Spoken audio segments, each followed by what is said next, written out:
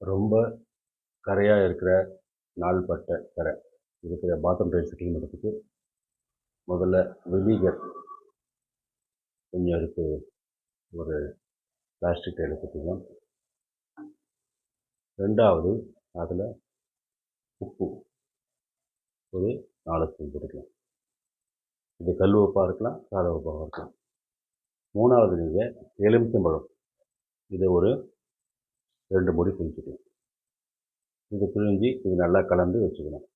Tiles துடைக்கிறதுக்கு நல்லா இந்த மாதிரி தேய்ச்சிக்கிட்டிங்கன்னா ஒரு 2 நல்லா தேய்க்கலாம். தண்ணிங்கன்னா உங்களுக்கு இடம் பாருங்க படிச்சு நடக்குது.